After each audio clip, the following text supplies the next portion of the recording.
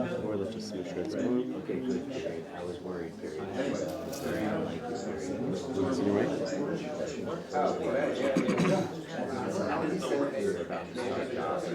like this sound. Okay. All right, Rabbi, good morning. Good morning. A good Erev Shabbos. What a schos it is, Baruch Hashem, to learn the daf in Yerushalayim, Ir HaKodesh on Erev Shabbos. The best part of being in Yerushalayim is Erev Shabbos.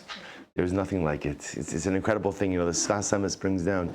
He says by Sukkot. He said, well, it's on Sukkot, but he says that the sweetest days of the year, right, are the days between Yom Kippur and Sukkot.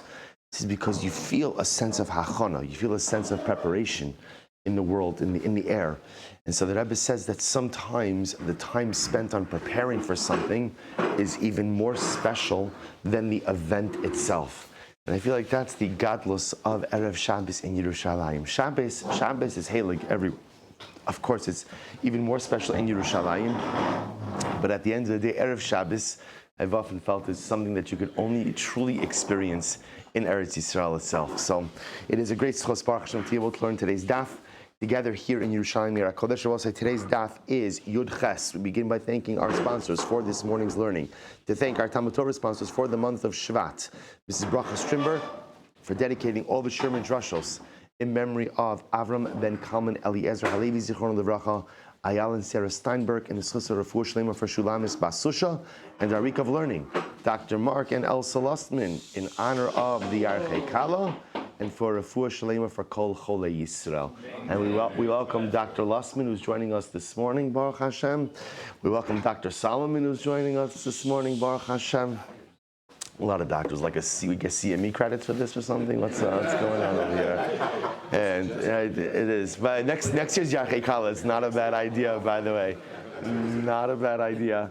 All right, Chavra, with this, let us begin. What a sweet way to usher in Shabbos. All right, so today's daf is Yud Ches 18. And we're actually, let's pick up, if it's okay, just to reorient ourselves a little bit. Let's pick up 2, 4, 6, 8, 10, 12, 14 lines up from the bottom on Yud Zayin Amud Beis 17b. We got a little bit further in yesterday's daf, but I will say, but just to reorient ourselves a little bit, we are dealing with the shaila of Rav Ashi. So Rav Ashi is dealing with the following case: a Nazir b'veis hakvaros. Remember again, this was the case of the Mishnah, and in the case of the Mishnah, the Nazir was standing. Baruch atah Adonai Eloheinu melech haolam she'akol niyeh b'dvaro. No, I'm good. Thank you. Oh, you need the cup back. Sorry. There's no way I'm going in empty-handed. Okay, good. Good. So remember again, we're dealing with the case of the Nazir b'veis hakvaros, which was the guy who's standing in the cemetery and decides to become a Nazir. So we already know basic facts. Number 1, halacha l'maisa, the Nazirus is chal. Right? Number 2, the clock does not start ultimately again until he goes ahead and leaves the b'veis hakvaros and undergoes his tara process. Fact 3, the last day of his tara process, day number 7, counts as day number 1 of the Neder Nazirus. The shaila now that Rav Ashi is trying to clear over here is, halacha l'maisa, at the end of the 7 days of purification, does he require giluach? Does he require hair cutting or not? That's the fundamental shaila we're trying to figure out. So the Gemara says as follows: Tashma, ein li elo yimei tumaso she'ein olin lo min haminyan. So remember again, this was the last piece we did in yesterday's daf. So by the way, isn't it an incredible feeling also to think about where we've done the daf over the last couple of days, right? Again, so we started out with daf in Sfas on Wednesday morning, right? Then Thursday morning daf in Maras HaMachpelah. Now again, Friday morning Erev Shabbos daf in Yerushalayim. So Tzfas, Chevron, Yerushalayim. Go back to Tveria. It's a problem. Okay. We're going to need you to extend your tickets. We're going to need to. I don't know how that call is going to go when you call home, but right, we just need to. Next time. We're the logistics guys. I want to see the logistics guys in my office after 3 out of 4. I'll say, by the way, but you understand that? What that means? To learn the daf in 3 out of the 4 holiest cities in Eretz Yisrael over the course of 3 days. Incredible. So I'll say, so Tashma, I only know that the days of Tumah, i.e. the days that the Nazir is Tameh, those do not count towards the tally of his Neder Nazirus. Yemei Chiluto minayin. From where do I know ultimately again about Yemei Chiluto? And I both say, remember again, what's Yemei Chiluto? You remember again, we spoke about this yesterday. Yemei Chiluto are the days of Nazirus. I'm sorry, of Tsaras. So ultimately again, the days that he is observing his Tsaras, how do we know that those days do not count towards his neder naziros? V'dinu, it's a kavachomer. V'dinu, ma yimei tumah megala umevi karban. Just like the days of his tumah, ultimately again megaleach, he takes a haircut and he has to bring a carbon tumah. Af yemei chiluto megaleach umevi karban. So to the days of his chilut, the days of his saras. Ultimately, again, he goes in and takes a haircut and brings a carbon. Fine. And just like the days of Tumah, ultimately, again, do not count towards the number of days of his Neder Naziros. So to the days of his Saras do not count towards the tally as well. To which the Gemara said, well, 1 second, the comparison is a little bit flawed. Here's the difference, Rabbi say. The days of Tumah, when a Nazir becomes Tameh, what does that Tumah do to all of the days that he observed beforehand? The Tumah destroys those days, right? It obliterates those days, abolishes those days. And that's why the days of Tumah ultimately can't count towards the tally of the Neder Naziros, because again, obviously you can't count towards the Naziros if those very days obliterate that which you have observed beforehand. Yet Rabosai, Tomar, b'mechiluto she'in mevat lasakodmin. Yet the days of Tsaras ultimately don't go ahead and obliterate the days before. Remember again, Rabosai, what happens? What? Let's just put a big sticker that says push. That says push, right? Yeah. It's okay. I spent about 5 minutes trying to get into my hotel room because the way the door looks, because it's flush with the outside, right? It looks like it should pull open. I'm ready to go down to the desk. I'm mamish, like I'm like being Makalo the Medina. What kind of country is this? And then no, it's just you push. Okay, anyway, so again, so the Gemara says this. So we make chiluto ultimately in both sides. So remember, the days of Tsaras, if the Mitzora ultimately, if the Nazir becomes a Mitzora, so remember again what happens in those days. It's not mevatel that which comes before it, right? So remember again, what happens when you become a Mitzora? What happens? It hits the pause button on the Nazirus. So the fichach on lo min minyan. Ultimately again, so therefore I would say that because the days of Nazirus, because the days of Tsaras do not obliterate what came before it, then perhaps those days should actually count towards the tally of Nazirus as well. To which the Gemara says, Amrit, we say, Uman Nazir Bekever, when it comes to the guy who takes the Neder Nazirus ultimately again in the cemetery, Shesaro Roilis Galeach, where ultimately again, Halacha Lamaisa. Halacha Lamaisa. Literally, his hair is fit for cutting, which means that it's a proper Nazirus, and yet in Ololo Minaminyan, Halacha Lamaisa, again, those days that he spends in the cemetery do not count towards the final tally. So in Ololo Minaminyan, Yemechiluto, Shein Roila Taglachas. Now, both say the days that he is a Mitzora, ultimately, again, are not a roi l'taglachas. I will say, now what does that mean? That in other words, those days ultimately are not fit for the hair cuttings, ultimately, again, of Naziros. Lo kol shekain, certainly, shein olam minyan, should not count towards the tally. My love, taglachas tumah. Are we not talking about, again, the hair cutting associated with tumah? Lo, taglachas tara. No, ultimately, again, we are talking about, all right, by the way, just new dedication opportunities, right? The little cushions for the legs of the chair, right? So, Chevra, 2 takeaway messages, right? Push the door when you come in, right? And the chairs make a lot of noise. Okay, good. So I say, so my love, taglachas tuma, lo taglachas tar. Now the Gemara says, what are we talking about? We're not talking about the hair cutting associated ultimately again with Tumah, but rather we're talking about, again, a hair cutting associated with the end of Naziros. Hachinami mistabra. This seems to be clear as well. So we'll say top of Yudches, Because if you think that we're talking about the hair cutting associated with tumah, ultimately, again, at the end of the days of his naziros, does he not require a hair cutting? Lo taglachas din naziros katani. We're not talking about hair cutting associated with saras, but rather, again, we're talking about hair cutting associated with naziros. So Tashma, so the question is still an open-ended question, which is, at the end of the day, does the Nazir who became a Nazir in the Beis HaKvaros, in the cemetery, right, when he leaves the cemetery, observe his 7 days of Tara, right, observe at the end of those 7 days, does he require taglachas or not? That's the fundamental shaila. So Tashma, we'll say three lines down from the top, Yud Chesam Dalef. So Tashma, so the pasuk says, V'timei rosh nizro. We'll say this is talking about the entire pasuk is v'chiyamos meis alav. A guy is a nazir, and then suddenly someone dies in close proximity to him. Umeis alav v'chiyamos meis alav bepesa pitom v'timei rosh nizro. The head of his naziros literally becomes. I'm just reading to the pasuk. V'gilach rosh shabiyom taraso yom hashiv yigachenu. He goes ahead and he cuts his hair or he shaves his head on the day of his purification. On the 7th day he shall cut his hair. So I will say, listen to this. V'timei rosh nizro. What does it mean that literally the head of his naziros becomes tamei? Bitar shenitma. So also we're talking about a nazir who was tahar and then became tamei akasim medaber. Shutan havaras se'ar v'avas tziporin. So I will say, who is the nazir who requires ultimately again a full shaving and the bringing of bird offerings? That is dafka a nazir who was tahar and then became tamei.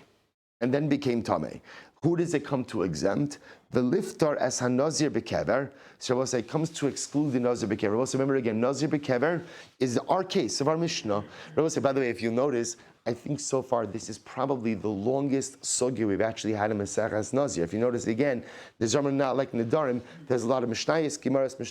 This is actually a longer sugya. So everything is referencing back to our last Mishnah. The Nazir Bekever is the guy who becomes a Nazir literally again while standing in the cemetery. So the pasuk is coming to exclude him. She'ein ta'on havas se'ar ve'havas tziporin. He does not require hair cutting, nor does he require the bringing of bird offerings. V'alo dvarim kavachomer. I will say the truth is, this is kavachomer. What's the kavachomer? Umatar shenitma ta'on havas se'ar ve'havas tziporin. The Nazir who was tahar and then became tamei, he requires full hair cutting and the bringing of the bird offerings. Mishaya tamei metrila. Eino din sheitan havar se'ar ve'havas tziporin. Certainly the guy. So we'll say if the guy who was tahar and then becomes tamei, requires hair cutting and bird offerings, then what? Certainly the guy who was tamei from the beginning should require those very same items, to which the Gemara says, Talmud Lomar, v'timei rosh nizro. We'll say, what do we darshan? V'timei rosh nizro means what? Somebody who became tamei. They're both saying, in order to become tamei, what does that presuppose? That you were what? Previously tahar. So the Gemara Talmud v'timei rosh nizro, but me shayatar v'nitma kasav medaber. Ultimately, we're talking about someone who was tahar and then became tamei. Sheyehei ta'on ha'avar se'ar v'avas tziporin. So we're dafka talking about someone who was tahar and then became tamei. Such a person will require hair cutting and the bringing of the bird offerings. The liftar as hanazir bekever, and ultimately again comes to exclude the nazir bekever. That the nazir bekever halacha l'maisa does not require hair cutting, nor does he require the bringing of birds. Shma mina. And I will say this seems to be the conclusion of the Gemara, and this is indeed the halacha l'maisa. That I will say that halacha l'maisa, nazir bekever, who is the guy who becomes a nazir literally while standing in the cemetery. So we'll say again, let's just review our facts. So what do we know? Number one, he becomes a nazir, right? The neder is chal. Number two, the clock does not start until when? Until he leaves the cemetery and undergoes his 7 days of purification. Day number 7 counts as day number 1. And now what we've established is he does not require hair cutting, nor does he require the bringing of bird offerings at the end of his purification process. This stands in contradistinction to who? To the Nazir Tahar Shenitma. Both remember again, we have two constructs. We have Nazir Tameh, right? Or I should say Nazir, what we call Nazir Bekever, and a Nazir Tahar Shenitma. The Nazir Bekever is the guy who undertakes his Neder Nazirus in a state of Tumah, versus the Nazir Tahar Shenitma, who is a regular Nazir, who then becomes Tameh.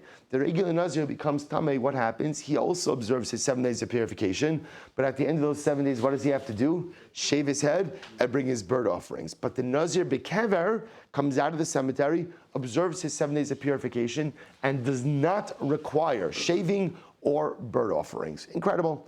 So man Tana Hadatana Rabbanon. Who is the author of the following opinion? Following brisa.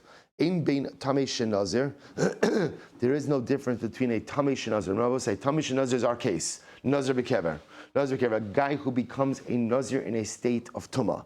So there is no difference between tamei shenazir, lenazir tar shenitma. There's no difference between what we'll call a nazir bekever versus a regular nazir who was tahar and then became tamei. Right? The only distinction between them, Ella, Shetamei Shenazar, the difference Rabbi say is that a Tamei Shenazar, what we call a Nazir Bekever, Shvi'i Shala Ololo Min Aminyan, his 7th day of purification counts as part of his Neder Nazirus, but Nazir Tar Shenitma Ein Shvi'i Shalo Ololo Min Aminyan.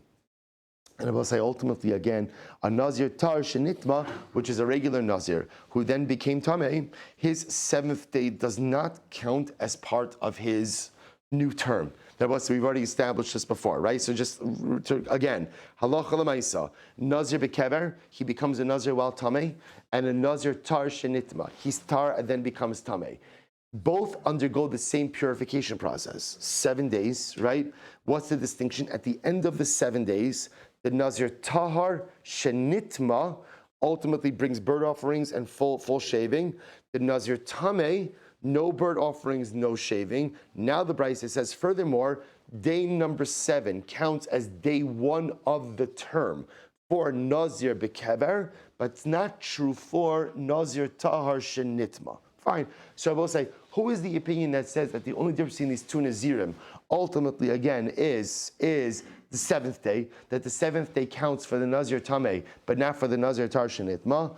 Rav Chisda, Rabbi. It's Rabbi.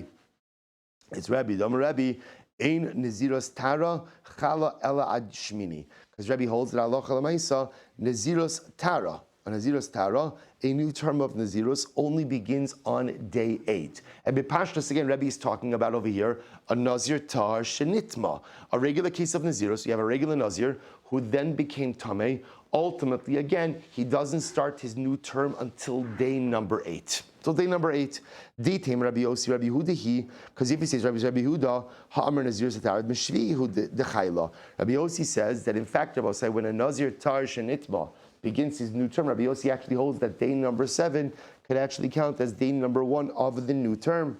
So my Rabbi Yossi Rabbi Yehuda. I will say, so what are these two opinions? What is Rabbi Yossi Rabbi Yehuda? The Sanya Pasuk says, the Kiddush es Rosh Nizro Bayamahu. I will say he will go ahead and literally sanctify his head on that day. On that day.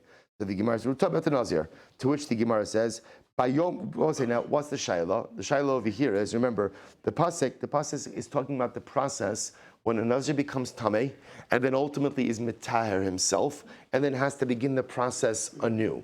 So the Pasuk says that the Nazir, so to speak, will reconsecrate himself on that day. What's the great unknown? What's the great unknown? The great unknown is which day you're talking about. Which day? Which day? Shabbos, now watch this. This is incredible. The sign of the Kiddush is Rosh Hashanah. B'yom havas karbonosav. We'll say that refers, Divrei Rebbe. Rebbe holds that ultimately, again, this is on the day that he brings his karbanos. The day that he brings his karbanos. Shabbos say, when do you bring your karbanos? You bring your karbanos on day number 8. Let's bring your karbanos. Rabbi Yossi Rabbi Yehuda Omer biyom tag lachas. Rabbi Yossi Rabbi Yehuda says no. Ultimately, again, it's on the day of your hair cutting. I will say now again. I want to be clear what's happening over here. This is referring over here to just a regular case of Nazir Tahar Shenitma. A regular Nazir who was Tahar and then became Tameh. So remember again, I will say, how many days does he need in order to become Tahar? Quick review of facts. How many days? 7 days. What does he do at the end of his 7 days? right? Bird offerings and hair cutting. So now we'll say, and what else now? What else now? He has to restart his Neder Naziros. So now we're asking, okay, when do you restart the Neder Naziros? So here we go. So Rebbe holds that Allah Lamaisa, when does it restart? When does it restart? On the day that you bring your karbanos, which is when? Day number 8. What does Rabbi Yossi, what does Rabbi Yehuda, Rabbi Yossi, Rabbi Yehuda hold? B'yom tag lachaso. Ultimately, again, on day number 7. Actually, if you take a look at Rashi, over here. Rashi says, it's almost right across. B'yom tag lachaso, shu shvi, the 7th day. Kedichsiv, v'gilach es rosho, b'yom taraso, b'yom hashvi yachano. So we'll say, here is the fundamental machlokes. Is it day number 8 that counts, or is it day number 7 that counts? So says the Gemara, v'hadisnan nazir shenitma tumas harbe. It was an interesting case. A nazir who became tamei with multiple tumas. Then I will say, now what does that mean? Multiple tumah exposures. This goes back to what we learned yesterday. Remember again, yesterday we learned, we'll say, we learned the Marasa Machpelah. We learned in the room of Yaakov and Leah, Zuchusam Yagin Alein. We'll say, what did we learn? We learned that just because you're tamei doesn't mean you can't become more tamei. Right? That ultimately, again, a person can be exposed to multiple forms of tumah. So what's the halacha? Nazir shnitma tumas harbe. A nazir becomes exposed to multiple forms of tumah. Eno maybe ela carbon echad. He only has to bring one carbon. This is interesting. One carbon from multiple tumas. Mantan bosai. By the way, you understand the Musar Haskell not? The Gemara says yesh kana olama b'sha'achos. A person could acquire their entire world in one moment. Shabbos, a lot of times in life, I have multiple tumah exposures. Multiple things that are broken, multiple things that are in a state of disrepair. And sometimes I will say, what makes us feel, what kind of creates a feeling of yeyosh, is when I think that I have to individually correct each and every one of them. And when I think about that, that becomes an overwhelming and daunting task. What is the Gemara teaching me? The Gemara says that sometimes a person is nitma tumas harbe, eno mevi ela carbon echad. I will say sometimes in life, one carbon, one kirva, one act of coming close, one little moment of devekus, one little positive turn could transform so many instances of tumah. Sometimes life you don't have to address every little bit of tumah. Sometimes all you have to do is just do one great thing, one beautiful thing, and it could help turn around so much negativity in life. So Rabbi says, listen to this. So who is the opinion who holds that a nazir could bring a carbon for multiple tumas? Mantana, Amr Chis Rabbi Yossi, Rabbi Yehuda. It's Rabbi Yossi, Rabbi Yehuda. The Amar, the Ziros Tara Mishvi Chayil. Listen to this, Rabbi, because he holds that ultimately, again, that Naziros Tara, you could begin the new term of Naziros, ultimately, again, on day number 7. Umishkachasla, and Rabbi say, where could this come up? Mishkachasla, kegon shenitma b'shvi'i. Rabbi say, this could happen where a person becomes a Nazir. This is actually interesting. A Nazir becomes tamei multiple times on the 7th day of his purification process. Right? Some people don't have mazel, right? In other words, multiple times on day number 7, he becomes tamei repeatedly.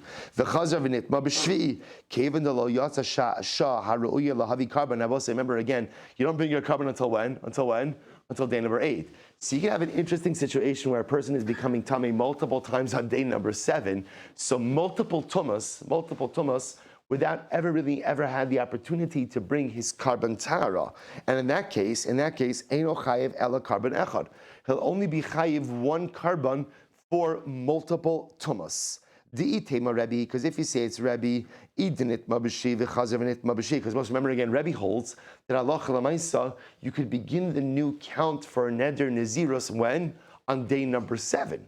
So idin nitma b'shvi v'chazav nitma b'shvi kula tuma arichtahi. It's one prolonged tuma. V'idin nitma b'shvi v'chazav nitma b'shvi. And if you go and become tamei on Shmini on the 8th day multiple times, hariyatzas hashas hariyulahavi carbon. Then ultimately again you're at the time you could have been carbon already. So my time with Rebbe, so let's analyze. So what is the reason? It's machlokes Rebbe and Rabbi Yossi. Right, what is the Yomahu? Rabbi's holding the Yomahu ultimately is the day you bring your kabbanos. Rabbi Yossi is saying the day that you get your haircut. So where do they each glean their respective shitas? Here we go. So my time with the Rabbi Amarkra, v'chiper alav me'asher chata al hanefesh v'hadar v'kidesh es rosho. So I will say, so the pasuk says, you shall atone for him from the fact that he became tamei. Now I will say, what does that refer to? That refers to karbanos. And then it says, Vahadar the Kidesh es Rosho. And then it says that what? Then he will sanctify his head. We're about to say, what does sanctification of his head mean? That means, again, starting of the new term. So according to Rebbe, the only time you can begin your new term is when?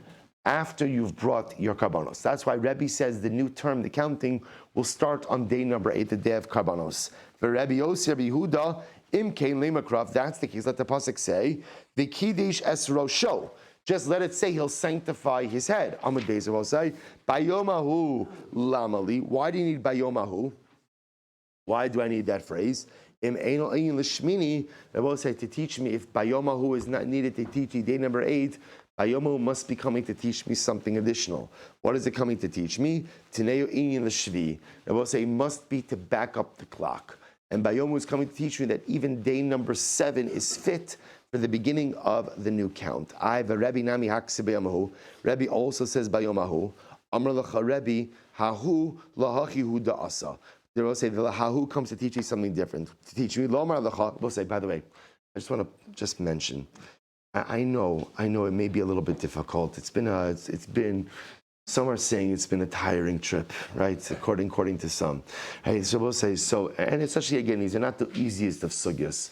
I just want to tell you something. You know, Rabbi Nachman, says something beautiful. Rabbi Nachman says, what do you do, like if you get to a sugya of Torah that you don't understand? What do you do? What do you do? So we'll say, this is what separates the Hasidim from the Misnagdim. Right? You know what the Rebbe says? The Rebbe says, it's okay. It's okay. Just open your neshama, read the words, let them become part of you. And when you come back to them next time in your journey through Torah, you'll understand them better. So I'll say it's important that sometimes because of fatigue or because of different things, maybe I'm not holding in the same way. Even if that's so, at least don't zone out. Read the words. But I don't understand it. No, maybe your intellect doesn't understand it. But your neshama absolutely unequivocally understands every single word. And when you ingest that word, you see it with your eyes, you read it with your lips, what you're doing is you're feeding your neshama the highest level of kedusha. Never think that Torah is only meaningful if you understand. I'll tell you, like, all right, I'll say it for Shabbos, but okay, good. But again, it's so important, especially again, when you get to sugya like this and dafyom, just even if you lost me, and I apologize, maybe I'm not explaining it clear enough, but even if you lost me a little bit along the way, it's okay. Just still hold cup in the words, because every single word that you say ultimately feeds your neshama. So we'll say, here we go, Rebbe. Now, we'll say second line from the top. Yud Chesem Beis. Rebbe Nami Haksiv Bayomahu. What does Rebbe do with Bayomahu? So remember again, Rabbi Yossi uses Bayomahu to back us up to day number 7. What does Rebbe, who says that the new count starts on day number, what does Rebbe do with Bayomahu? Rebbe Nami Haksiv Bayomahu. Amar Lecha Rebbe Hahu Lahachiu Da'asa. Rebbe says this comes to teach you something different. Lomar Lecha Afa Pishlo Hivi Karbonosav. Rebbe will say that Allah Lamaisa. Listen to this. Rebbe will say so. You might have thought, based on the pasuk, that the only way to start the new count is if you brought your karbanos. Bayomahu says no. The count starts regardless on day number 8, even if you did not bring your karbanos. Which Shabbos says is incredibly important because halacha l'maisa, you could have a delay in the bringing of your karbanos for some reason. So you might have thought that the count doesn't start until you bring your karbanos. Kamash Molo, no. Bayomahu starts on day number 8, even if you couldn't bring your karbanos. But Rav Chisda, why does Rav Chisda feel compelled to establish a brayso like Rabbi Yossi Yehuda? Lukma kigon dinitma The Chazye Balel Shmini. The Rebbe he. So we'll say, let him go ahead and set it up as a case. Not ultimately again when you became Tameh, ultimately on day number 7, but maybe you became Tameh on the night of the 8th day, and it should be according to Rebbe. We'll say the Gemara says something amazing. The lo mokim lo ki Rebbe. So we'll say the fact that Rav Chisda did not set it up like Rebbe, becoming Tameh on day number. Listen to this. Lema kasavar. I'm sorry. Lema kasavar laila lav muchoser zmanhu. So we'll say, so listen to this. Take a quick look at Rashi. On the left-hand side, second line down from the top. Kigon dechazi balel shmir. Listen to this. Kilomar, the nitma balel shmir. It's a very interesting case. Maybe set it up as a situation where halacha lamaisa, the Nazir became tamei on night number 8. Right? We'll say we're trying to set up a case where you became tamei multiple times, but would only be chayiv one carbon. Right, so listen to this. Maybe we should set it up as a case you become Tamei on night number 8. The height, meaning Rashi, the height, the Amr Dechazye, Lav Dafka, Ela Aidi Dinoket Le Meseches Krisos, Nakila Chazav Nitma Bel Shmini, the Tumos Harbe Ika, Becheva Nitma Bel Ches, the Chayele Tara, Eino Chayvel Carbon Echad. Now we'll say maybe halacha lemaisa. Why don't we set up as becoming Tamei on night number 8, where we could call this a situation of harbe tumos, multiple tumos. In other words, you became Tamei consecutively on night number 8 a number of times. Ve'eno chayiv alein ela carbon echad shadayin lo higia yom shmini shaisa shah haroya lahavi carbon. So I will say, set it up according to Rebbe. You become Tamei on the night of the 8th, multiple times on the night of the 8th. So now multiple tumas, but not yet Roy Lahavi carbon. So I will say, this is incredible. Leima kasavar. So the Gemara says, Leima kasavar laila lav muchosr zmanu. And I will say, this is incredible. This is a different kind of machlokas, which is, I will say, let's take Nazir for just a moment. Nazir Tamei becomes Tar. Sorry, Nazir Tar becomes Tamei. So we'll say, let's chazer. What's the process? What happens now? He becomes Tar. 7 days. Good. When does he bring his carbon? Day number 8. Now we'll say, when on day number 8 can you bring in carbon? Daytime. So we'll say, here's the interesting shiloh. What's the status of night number 8? Is the status of night number 8 considered to be a time that's ra'oi for carbon? Now, obviously, can you bring a carbon at night? Also, by the way, how beautiful. Don't you feel more connected to the halachos of karbanos in Yerushalayim? Just throw me a bone. Say yes. Excellent. Thank you. Wonderful. Me too. You know, right? I'll say, so it is incredible, like, because when you learn karbanos, funny you should ask. By the way, I have to tell you, my family is so excited about this. Baruch Hashem. All right, anyway, so I'll say, so now, all in how you package it, right? So I'll say, so, right. My wife thinks she's getting a shearling. That's what's right. And so I'll say, so Lamaisa, what's interesting about this is as follows. So I will say, karbanos can only be brought by day. So the interesting shaila in all of this is, what's the status of the night before? So for example, I will say, here's what we know. Halacha l'maisa. So let's just play this out for just a moment. Nazir Tara becomes Tamei, right? So he observes 7 days of Tara. Good. So I will say, now it's day number 8. He becomes Tamei again. What's the halacha? So obviously, part 1 of the halacha is what? What does he have to observe? 7 more days. But I will say, how many karbanos is he chayiv? 2. Right? Why is he chayiv 2 karbanos? Because since he became Tamei on day 8, right? So he's already locked in for that first carbon. And remember again, day number 8, according to everyone, counts as what? The next part, right? The next Neder Nazirus. So if he becomes Tamei on day number 8, everyone agrees he's going to have to bring another carbon. They both say the interesting shaila is what happens if he becomes Tamei on night 8? On night 8, how do we view that? Do we say, well, night 8, the Gemara says, night 8 is mechusar zman. Night 8 is just like day 7. Because since he can't bring a carbon on night 8, therefore, again, it's just as if he became Tamei on day number 7. And if he became Tamei on day number 7, what's your halacha? What's your halacha to become Tamei on day number 7? What's halacha? You have to observe what? Another 7 days. But how many karbanos are you chayiv? Only 1. Why? Because Lamaisa, Rabbi say, as long as you're becoming Tamei in repeated times before the obligation for a carbon kicked in, 1 carbon covers multiple tumas. So Rabbi say, the shaila is on night number 8, because you can't bring the carbon, is night number 8 considered to be like day 7? Or no, night number 8 is day 8, even though what? Even though I can't actually bring the carbon, it's still considered to be like day number 8. And therefore, Allah Lamaisa, if I become Tamei on night number 8, that generates new carbonic liability. Rabbosai, riveting shaila. So what the Gemara says, the fact that Rav Chisda didn't set up the case that way tells us that what? That according to Rebbe, Laila lav mechusar zmanhu.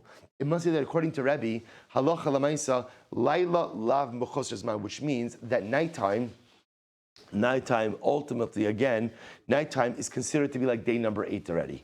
Even though you can't bring a carbon on night number 8 is the equivalent ultimately again of day number 8. I will say Laila Lav Mechusar Zman. Incredible. So Amar Avad Barava, so the Gemara says, the truth is they're really interdependent. If you hold that night number 8 ultimately again is Mechusar Zman, that it has the status ultimately of day number 7 or any previous day for that matter. So Eimas Michse LeKarban, when does one become fit for a carbon? L'tzafra. But in the morning, therefore, Nazirus Namilo Chayla Ad Safra. So this is very interesting. The Gemara wants to suggest that ultimately, again, carbon and the count of the new term are intertwined. So if you hold that ultimately again, if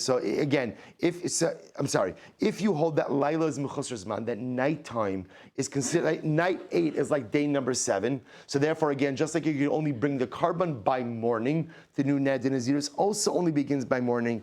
The Amrit Laila Eina Mechusar Zman, and if you hold that Allah Lamaisa nighttime is not Mechusar Zman, i.e. that night number 8, even though you actually can't bring the carbon, but Allah Lamaisa night number 8 is like day number 8, then what?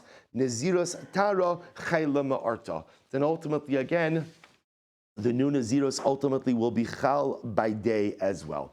Shabbos say, so good. This concludes the sugya, but not really, we're going to go back, but what I just do want to close out, Shabbos say, is our original shaila. What was our original shaila?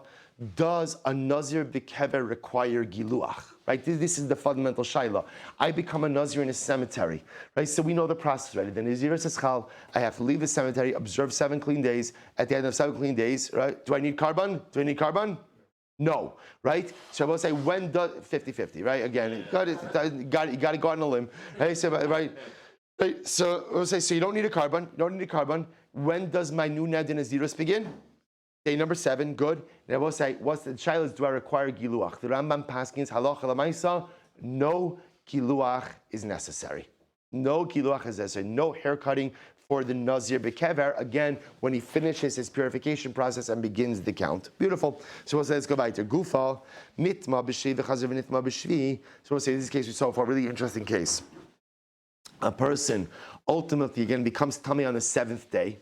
Right, so again, this is just a regular case in Nazirus, right? Guy's a regular Nazir tar. So what happens? He's tar. He becomes tamei, observes his 7 days. Now what happens? He becomes tamei again on day number 7 of his purification process. Right, the chazav nitma b'shvi, eno mevi ela carbon echad. Ultimately, again, he only has to bring 1 carbon. Nitma b'shmini, the chazav nitma b'shvi. Rabbi say, if halach l'maisi becomes tamei on day number 8. Rabbi say, so remember again, what happens on day number 8? What could he do on day number 8? Bring his carbon. So Rabbi say, so remember again, just to illustrate this again, I'm a Nazir, I'm a regular Nazir, right? I become tamei. I have to observe 7 days of tumah. So now again, I finish off my 7 days, and again, I become tamei on day number 7. What does that do? Triggers another 7 days, but here's the good news. What's the good news? 1 carbon for all of those tumos. But if I become tamei on day number 8, now I have to observe another 7 days, and at the end of those days, what do I have to do? 2 carbonos. 1 for my first tumah, 1 for my second tumah. To which the Gemara says, "Chazav nitma b'shini maybe carbon akol echad ve'echad, maschil umona miyad." And ultimately, again, you begin to count the new term immediately. Divrei Rabbi Eliezer. The Chacham say no, carbon echad al hakol ad sheyavi chataso. Shavuos say the opinion of the Chacham says there's no such thing as multiple carbonos for multiple tumas. In other words, if you became tamei, you became tamei repeatedly, and you never had the opportunity to bring a carbon for your first tumah, 1 carbon could cover multiple tumas, even if what? Even if you became tamei when? on day number 8. On day number 8, so the Gemara says, "Carbon echad al hakol at shevi chataso, hevi chataso v'nitma." So I will say ultimately again, if you brought your chatas and then you became tamei, hevi chataso v'nitma, maybe carbon al kol echad ve'echad. So I will say, what about hevi chataso v'hevi hashamo? I will say, what happened if halacha l'maisa? Remember again, I will say the process for purification we're going to see requires multiple karbanos. Let's say a person brought their chadas, didn't bring their asham, mona, ultimately he could count it. Rabbi Yochanan ben Roka Omer, kashem shechataso ikvaso, kain ashamo ma'akvo. So I will say, Rabbi Yochanan ben Roka says, the same way that the chatas is ma'akev, ultimately again the asham is also ma'akev. Bishlam Rabbi Eliezer Amakra the Kidesh Es Rosho Bayom Hahu. So I'll say I understand the position of Rabbi Eliezer. The pasuk says he will sanctify his head on that day. Afal Pishal Hevi Karbonosav, which means that Allah Kalamaisa, even if you did not bring your karbonos, you could bring the count. But Rabbanan Hahu Afal Pishal Hevi Ashamo. The Rabbanan say that's true even if you did not bring all of your karbonos, you could begin the count. Allah Rabbi Shmuel Hahu Lamali. But what does Rabbi Shmuel ultimately do with that Hahu? Amar Lecha Hahu Afal Pishal Hevi Olaso. Rabbi Shmuel uses it to teach us that even if you did not bring your Ola, you can begin the new count. The Gemara says, V'Rabbanan Ola lo by miut. The Ola does not require a miut. Why? Daran ba'amahu. Because Rabbi say ultimately again the Ola out of all of the karbanos is not considered to be obligatory. It's considered to be a quote unquote a gift. So Rabbi say we'll stop over here today with this sugya. So again we've introduced a little bit now of a new sugya of halacha l'maisa. What parts ultimately, again, we'll chazer over this tomorrow, this next part, this last part, I did a little bit quickly. I'll say, but again, what is ma'akev? Ultimately, again, what holds a Nazir back from going ahead and beginning that new count? Which karbanos, if any? We'll see that root of that machlokas in Meretz Hashem. Tomorrow we'll say, we'll stop over here, let's do a little Mesilas Yesharim together. Incredible. Mamish incredible. All right. Oof. Yeah. What do you need? Can I just have a little bit of that water? I drank from it. I don't want to. I just want a little bit of my. I'm not going to drink from your bottle. You can have the whole thing. No, I don't want. I just. You know. Perfect. Thank you. I should rhyme. Oh, that's it. He's been something missing in my trip. That's it. All right. All right, Jabosai, good morning. Let us begin. We are continuing Meretz Hashem today in Mesilas Yesharim, and we have the incredible schus today to begin Parach Chav Gimel, to begin the 23rd chapter of Mesilas Yesharim. Jabosai, it is page 8 in the packet. Page 8 in the packet. So Jabosai, so where do we end off today? Kishiyachshov. Good. Well, so if anyone needs, anyone's welcome to use my packet if they like have extra. Oh, you have extra packets? Good.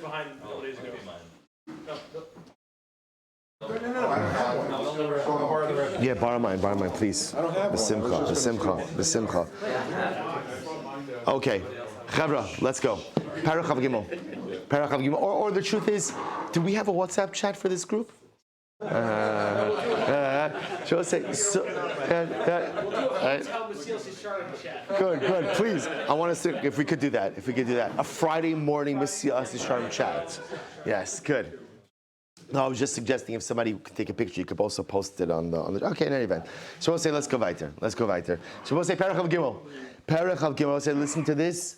Baruch Hashem. No, but I'll just point out we are getting to the end of the Sefer Meretz Hashem, which is very, very exciting. So remember again, the Ramchal says as follows: Parach Chav Gimel, Bedarchei Knias Hanova.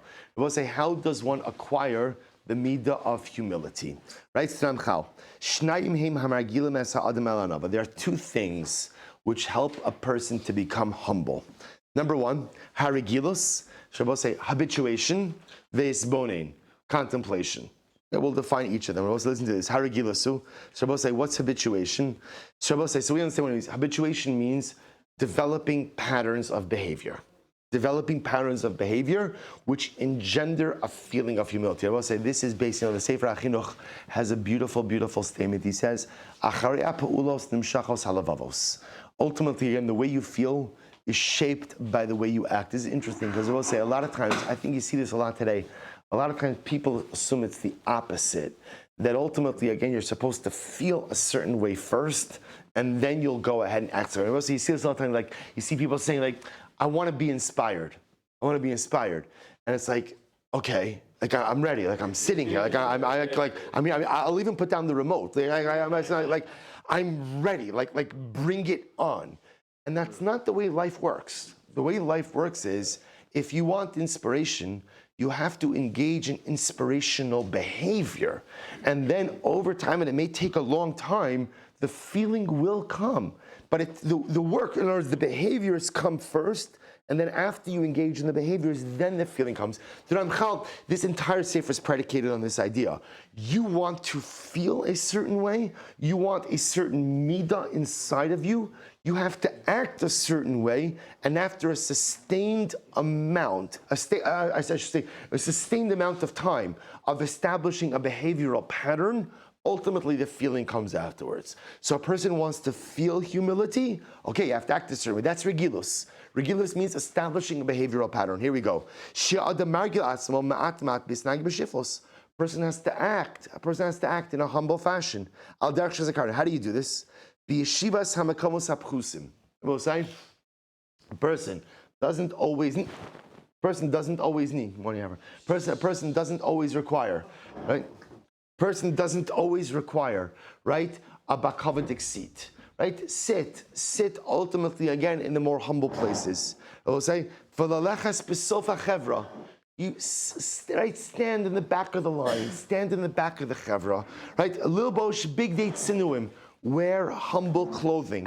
Listen to this. Dahainu b'chubadim. Person has to dress nicely. I'll say very important. The person can never look like a shlump, right? The person always has to dress nicely. Achlo mefuarim. But you don't have to wear the expensive, or you don't have to showcase the expensive brands, right? So a person should always look nice, but a person doesn't have to get carried away. Ki behisragel. So look what he's describing, right? You don't have to sit on the mizrach, right? Don't walk in the front of the group, walk in the back of the group. Wear nice clothing, but it doesn't have to be broadcast to everyone what it is that you're wearing. Simple things. When I habituate myself to acting in this way, I will say humility seeps into me a little bit at a time. A little bit at a time. Ad shetikabo bo karoi. Until humility, I will say, ultimately what? Becomes part of what I will say, this is such an incredibly important thing. Sometimes, especially the experiences that we have in Eretz Yisrael, like I'll say, a lot of the experiences we have, like they go to 0 to 60 in like 3 minutes, right? We got off a bus, we're right at Rabbi Akiva, we're right at Ramchal, right, to Chavat Arugo, to Marsa Machpelah. Like these are intense experiences. And what's interesting is a lot of times what ends up happening is, I'll say, what happens? What happens in the aftermath of intense experiences, right? I don't know what to do with fatigue. Come on, stop it. Stop it, fatigue. Right? It's just so what happens is a lot of times is you don't know what to do with it. Right? It was like, think about this. What's the biggest talk of our day yesterday? Sheep purchases. Which is like, if you think about it, really, like why? Because I will say, deep down, what's really happening inside of us is, I actually don't know what to do with everything yesterday. I don't know what to do with it, right? I don't know what to do with the fact that I saw that, by the way, a Thursday morning shachris doesn't have to be something that lasts 35 minutes, and that my talis and tefillin are off already by tachnun, right? I saw that a weekday davening could actually be something that is meaningful. I saw it with my own eyes because I experienced it, because I lived it. I saw that at the end of the day, I am really a child of Yaakov and Leah because I sat by their kvarim for 2 hours and I learned and I davened. And I went to a place and I saw like Jews who are mamish, like building up Eretz Yisrael, and that individual people, like regular guys, could observe a Shemitah, could do dramatic and heroic things, right? I stood by Rabbi Akiva. So So deep down, what's happening over here is like, I don't know what to do with all of it. I don't know what to do with all of it. So I will say, so the key to all of these experiences is to take out something little. Take out something little. And then, okay, that little thing, that's what I'm going to internalize. Don't get lost in the sheep, right? That's not a metaphor, right? It's actually literal, right? In other words, to take something little and like, now, okay, that's what I'm ingesting. That's okay. So like, I could daven better. I could daven better. Okay, that's ma'at. That's something I'm going to take with me, right? I could go ahead and really dedicate myself to a cause, whatever the cause is going to be. The cause could be my shul, the cause could be my yeshiva, the cause could be a chassid, the cause could be whatever you want it to be. But like I saw that people could be selflessly dedicated to a cause. So instead of being involved in a million things, like at 30%, I'm going to constrict my focus a little bit and be involved in a few major things. And I'm really going to move the needle on them. So I'll say, that's what you do with experiences like we've been having. The big experiences are overwhelming, and so I come back, I'm on a high, and like I have no idea what to do with it. Isolate little particles, little pieces, little nitzotzos, little sparks. That's what Ramchal is saying. He says, the way change works is ma'at. You internalize little nuggets, and those little sparks, those little things, those are the things that change me a little bit at a time. It's so profound. He goes on, he says, so he goes on, he says, Baderech hazeh tikanis esava anava belibo ma'at ad shetikaba bokarai. Until anava, so I'll say these little behavioral things, until anava ultimately becomes part and parcel of who I am. Ki hine biyos teva lev ha'adam la'zoch l'isnaseh. Rabbi says very important. The teva, the nature of man, ultimately is to be arrogant. The nature of man is to say b'shvili nivra olam. Magiali ani hagever. Everything is owed to me. The nature of man is to be arrogant, to be self-centered, to be egocentric. Kasha love la'akrami karnatiyativ esazos. I will say it's very, and this is very, by the way, it's very affirming, right? Our default disposition is arrogance, egocentricity, self-centeredness. That's the nature of man. So I will say this is why acquiring another is so incredibly difficult, because it causes me to go against my nature. And if you want to change your nature, I will say the only way to do it is ma'at, a little bit at a time. I will say, how do you change feelings? You change feelings through actions. Change your actions a little bit at a time. Yimshoch ma'at hadavar b'pnimiyoso. I will say, changing my actions a little bit at a time. The way I feel will change a little bit at a time. Habilti masr lo kolkach. Okay, I will say, by the way, it's so profound. Hear what Ramchal just said? How you feel is often not in your control, but how you act is always in your control. I'll say, is that not an incredible idea? Incredible idea. I'll say, by the way, and do you not feel more connected to the Ramchal now that we stood by our Rebbe's kever just a few days? But look what our Rebbe's teaching us. I will say. You can't control how you feel. And by the way, isn't that affirming? Right? You can't control how you feel. Or I would modify it a little bit. I would say is you can't control how you feel initially. Right? In other words, sometimes I'm jealous, sometimes I'm angry. You can't control how you feel, but you can always control how you act. Therefore, the Ramchal says, this is incredible, people often spend too much time trying to change how they feel, when instead the best thing to do is what? Change how you act. And when you change how you act, something amazing happens, which is, you change how you feel. I will say, is that not godless? Is that not godless? I spend my life trying to change how I feel, and I can't even have so much control over feelings. No, change the way I act. I mean, no, you shouldn't change the way I act. You should change the way you act, right? We should change the way we act, and when you alter your behaviors enough, that'll change the way that you feel. Incredible.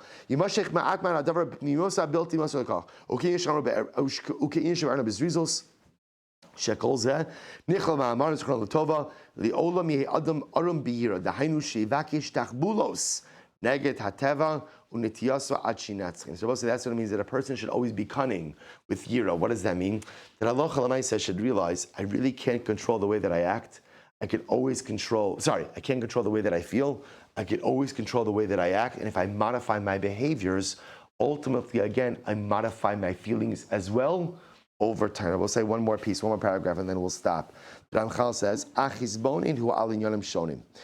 Person has to contemplate other things as well. So we'll say that's the first part of acquiring anava, right? Part number one is regilus, habituation of behaviors. Engage in humble behaviors, and over time you will feel that sense of humility.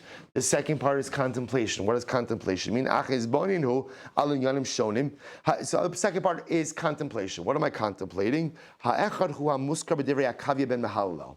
say the first point of contemplation is, Kavi ben Mahalel says, you should know one of the most moving things is in Eretz Yisrael, if you've ever been to a Levaya here, it's not in our itinerary, but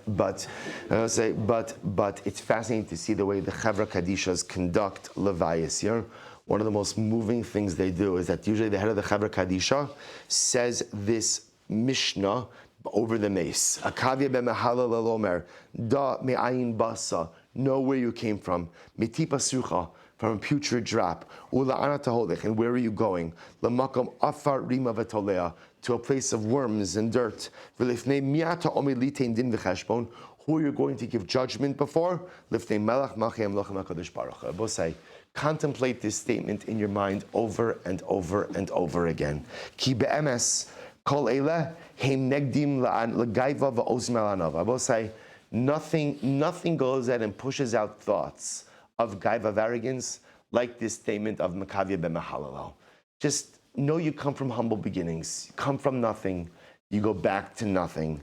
And at the end of the day, you have to give an accounting and a judgment for every single thing you've done in life before HaKadosh Baruch Hu. And I will say, by the way, this is not to make us feel down on ourselves. Not at all. This is just to give us a sense of healthy perspective. Sometimes we get a bit too carried away with who and what we are. It's important that we have perspective about what we are and what we're not. So when a person begins to literally contemplate just how little and how meaningless everything material really is, person should not get carried away with himself, but rather a person becomes humble. Halamazedon, say, what could this be compared to? Listen to this. I will say this could be compared to a pig shepherd, a pig herder. I don't know if it's a shepherd or whatever, a pig guy, right? A pig farmer, right? So what happens if the pig farmer becomes king? Let's say, what's the way that he always becomes humble? Right? When people remind him of what? Of something, as we'll say, well, I'll just point out. I'll point out something amazing. You should just know. By the way, it's also Yomi Achashverosh. The Gemara Maseches Megillah brings down that one of the things about Achashverosh, and the reason why Achashverosh had such an inferiority complex, was because he was a stable boy. He was never really able to feel like a king. Ultimately, again, because of his home beginnings. I'll also add in one more piece. The Maharal Prague says, if you think about it, Yehuda, right? Malchus, monarchy comes from Shevet Yehuda. I will say, what's the origin of Shevet Yehuda? What's the origin? Right, Tamar, right? And that is quite an interesting story, right? In other words, I'll say, most of us skip that in school, right? In other words, right? Start with Tamar, Yehuda thinks that she's a Zona, he ends up having twins with her, right? And then I will say, so that's one part. And then, of course, the other part of the monarchical story is Rus, right? A convert who comes in, whose conversion was laced with much machlokes. Was it a good conversion, not a good conversion? The Maharal says, why is, monarchy generally prides itself on one thing, which is what? Pedigree, right? It's all about, I'm descended from Nip, right? Or the whole thing. The Maharal says, so our monarchy is so interesting. Our monarchy begins with a woman who dressed up as a Zona, right? And then goes ahead to trick her father-in-law, right? Then it goes on to, so we'll say why the Maharal says, because the greatest danger to monarchy is gaiva. What is the best way to keep the monarch humble? Hey king, I know you're great. Let's open up a Chumash Bereshis. Let's talk about the Alter Baba, right? What is the story of your mishpacha? Right? Oh, that's an interesting one. I will say, what does that do? It keeps the monarchy humble. Because when a person remembers their humble origins, and again, as human beings, our humble origin is we come from a drop and we go back to dust. And I will say at the end of the day, right, the hearse doesn't have a luggage rack, right? So at the end of the day, no matter how much you acquire, no matter how much you do, how many letters before your name, after your name, how many accounts, how many homes, how many experiences, none of that goes with you. None of it goes with you. So at the end of the day, I come from nothing.